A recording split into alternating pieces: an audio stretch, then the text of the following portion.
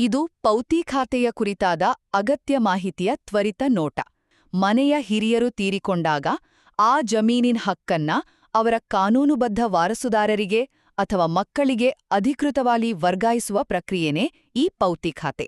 ಆಸ್ತಿಯ ಹಕ್ಕನ್ನ ಮುಂದಿನ ಪೀಳಿಗೆಗೆ ಸೇಫ್ ಆಗಿ ಹಸ್ತಾಂತರಿಸೋದೇ ಇದರ ಮುಖ್ಯ ಉದ್ದೇಶ.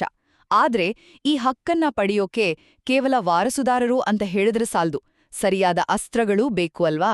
ಮೊದಲನೇದಾಣಿ 5 ಪ್ರಮುಖ ದಾಖಲೆಗಳು ನಿಮ್ಗೆ ಬೇಕೇ ಬೇಕು. ಅದೇನು ಗೊತ್ತಾ? ಮರಣ ಪ್ರಮಾಣಪತ್ರ, ಅಧಿಕೃತ ವಂಶವೃಕ್ಷ, ಜಮೀನಿನ ಪಹಣಿ, ಎಲ್ಲಾ ವಾರಸುದಾರರ ಆಧಾರ್ ಕಾರ್ಡ್ ಮತ್ತೆ ಒಂದು ಸ್ವಯಂ ಘೋಷಣಾ ಪತ್ರ. ಇಷ್ಟೆಲ್ಲ ಯಾಕೆ ಅಂತ ಯೋಚಿಸ್ತಿದ್ದೀರಾ? ಖಂಡಿತ, ಅಸಲಿ ವಾರಸುದಾರರು ಯಾರು ಅಂತ ಸರ್ಕಾರಕ್ಕೆ ಪಕ್ಕಾ ಕನ್ಫರ್ಮ್ ಆಗೋಕೆ ಇದು ತುಂಬಾನೇ ಮುಖ್ಯ.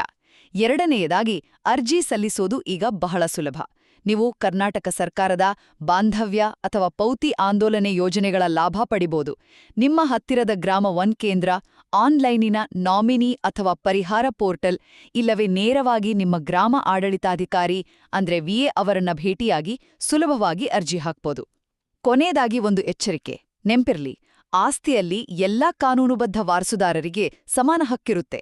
ಒಂದು ವೇಳೆ ನಿಮ್ಮ ನಡುವೆ ಏನಾದ್ರೂ ಭಿನ್ನಾಭಿಪ್ರಾಯಗಳಿದ್ರೆ ವಿಭಾಗ ಪತ್ರ ಮಾಡಿಸ್ಕೊಳ್ಳಿ, ಇಲ್ಲಾಂದ್ರೆ ಸಿವಿಲ್ ನ್ಯಾಯಾಲಯದ ಮೂಲಕ ಬಗೆಹರಿಸ್ಕೊಳ್ಬೇಕಾಗತ್ತೆ. ಸೊ ಒಟ್ಟಾರೆಗೆ ಹೇಳೋದಾದ್ರೆ, ಈ ಪೌತಿ ಖಾತೆ ಅನ್ನೋದು ಕೇವಲ ಒಂದು ಸರ್ಕಾರಿ ಪ್ರಕ್ರಿಯೆಯಲ್ಲ, ಇದು ನಿಮ್ಮ ಕುಟುಂಬದ ಆಸ್ತಿಯ ಹಕ್ಕನ್ನ ಭದ್ರಪಡಿಸಿಕೊಳ್ಳುವ ಅತ್ಯಂತ ಪ್ರಮುಖ ಹೆಜ್ಜೆ.